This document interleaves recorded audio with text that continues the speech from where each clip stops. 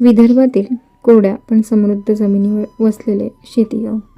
या गावातील मातीचा रंग केशरी होता आणि इथल्या लोकांचे जीवनही त्या मातीच्याच कष्टाळू रंगांनी भरलेले होते. याच गावात सुरेश आणि मीना यांचा संसार चालू झाला होता. मीना एक उंच आणि सडपातळ तरुणी लग्नानंतर शेती गावात आली होती. तिचे वडील सरकारी नोकरीत होते आणि तिचे बालपण शहरात गेले होते, पण तिने शेती गावातील जीवन आनंदाने स्वीकारले होते. सुरेश तिचा नवरा प्रेमळ आणि उत्साही होता. त्यांच्या लग्नाला अजून 1 वर्षही झाले नव्हते, पण त्यांचे जीवन सुखी आणि आनंदमय होते. मीनाचे सासरे दादासाहेब एक जुने जाणते शेतकरी होते. त्यांना मधुमेह आणि इतर अनेक आजार होते, ज्यामुळे ते शेतात जास्त काम करू शकत नव्हते. सासूबाई आजी स्वभावाने खूप प्रेमळ होत्या, पण वयानुसार त्यांचेही शरीर थकले होते. सुरेशच त्यांच्या कुटुंबाचा आधार होता. तोच शेतीचे सर्व काम पाहत असे. मीनाही त्याला मदत करत असे. तिला शेतीची फारशी माहिती नव्हती, पण ती मोठ्या उत्सुकतेने शिकत होती. त्यांच्या घरी एक लहानसे अंगण होते, जिथे मीना तुळशीला पाणी घालताना आणि सुरेशसोबत गप्पा मारताना त्यांची स्वप्ने रंगवत होती. सुरेश, आपण एक दिवस आपली शेती मोठी करूया आणि शहरात एक छोटे घर घेऊ, ती म्हणायची. सुरेश हसून तिच्याकडे पाहत असे आणि आपल्याला सर्व काही मिळेल मीना, असे म्हणायचा. पण नशिबाचे खेळ निराळेच असतात. एक दिवस पावसाळ्यात सुरेश शेतात काम करत असताना विजेच्या धक्क्याने त्याला जीव गमवावा लागला. गावावर आणि मीनाच्या आयुष्यावर दुःखाचा डोंगरच कोसळला. अजूनही तिने लग्नाच्या मेहंदीचा रंग पूर्णपणे पाहिला नव्हता, पण तिच्या जीवनातील सर्व रंग काजळीसारखे काळे झाले होते. सुरेशच्या निधनानंतर मीनाचे जगच थांबले होते. घरात फक्त रडण्याचा आणि दुःखाचा आवाज होता. दादासाहेब आणि आजीबाई पूर्णपणे निराश झाले होते. त्यांच्या एकुलत्या एक मुलाने त्यांना कायमचे सोडून दिले होते. गावातील लोक मीनाला तिच्या माहेरी परत जाण्याचा सल्ला देत होते. मीना, तू अजून लहान आहेस, तुझे आयुष्य तुझ्या समोर आहे. काही नातेवाईक म्हणाले, तुला हे दुःख आणि या जबाबदाऱ्या सहन करण्याची गरज नाही. मीना शांतपणे ऐकत होती, पण तिच्या मनात एक वेगळाच विचार सुरू होता. तिने सुरेशला दिलेले वचन आठवले. तिचे डोळे अश्रूंनी भरले, पण तिच्या मनात एक नवीन ज्योत पेटली होती. तिला आठवले की सुरेशने तिला एक वचन दिले होते, आपल्याला सर्व काही मिळेल. तिने ठरवले की ती हार मानणार नाही. ती तिच्या सासऱ्याच्या कुटुंबाला सोडून जाणार नव्हती. एके सकाळी मीनाने तिच्या सासू सासऱ्यांसमोर जाऊन सांगितले, मी कुठेही जाणार नाही. हे माझे घर आहे आणि तुम्ही माझे आई वडील आहात. सुरेश नाही, पण मी आहे. मी या घराला सांभाळेन. तिचे सासरे दादासाहेब डोळे भरून तिच्याकडे पाहत होते. त्यांना विश्वास बसत नव्हता की ही लहानशी मुलगी एवढा मोठा निर्णय घेऊ शकते, पण त्यांच्या डोळ्यात एक नवीन आशा दिसली. मीनाने लगेच जबाबदारी घेतली. तिने दादासाहेबांकडून शेतीबद्दल माहिती घ्यायला सुरुवात केली.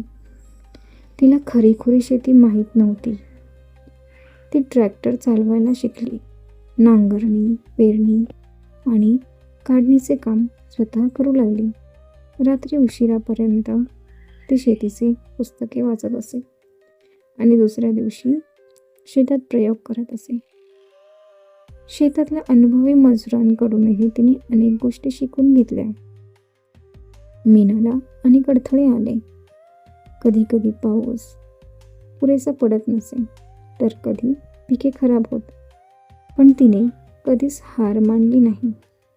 तिने शेतीसाठी सरकारी योजनांचा अभ्यास केला आणि कर्ज घेऊन नवीन बियाणे आणि तंत्रज्ञान वापरले.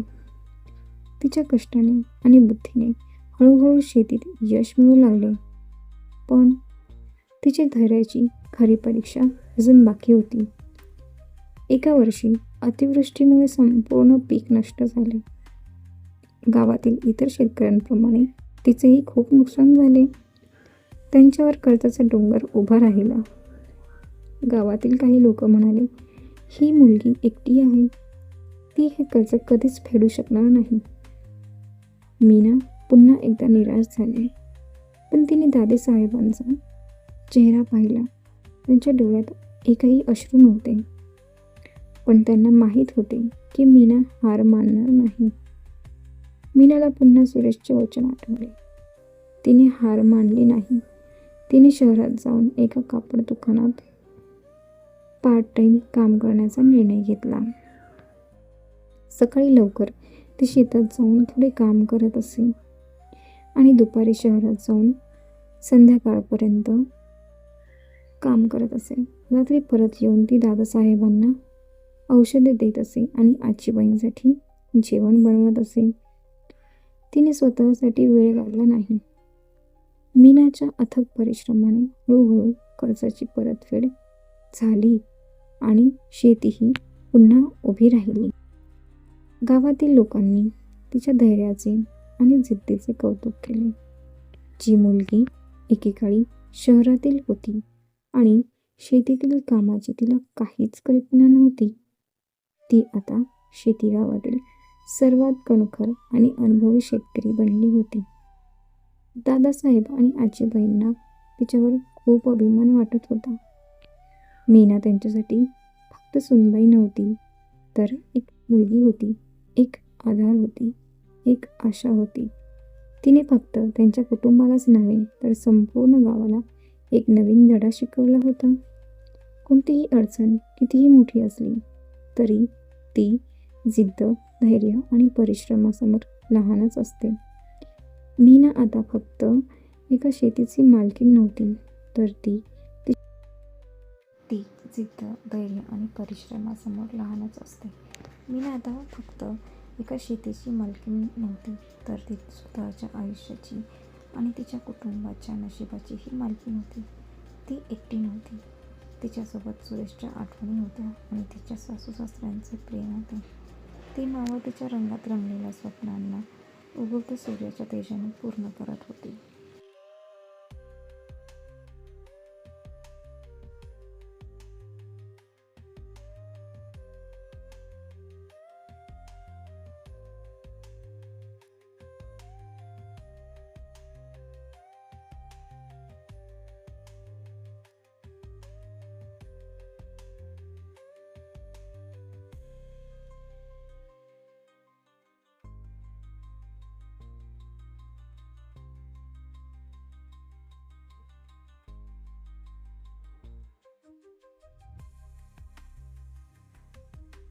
अशाच नवनवीन कथा ऐकण्यासाठी आमच्या चॅनलला लाईक, शेअर अँड सबस्क्राईब करा.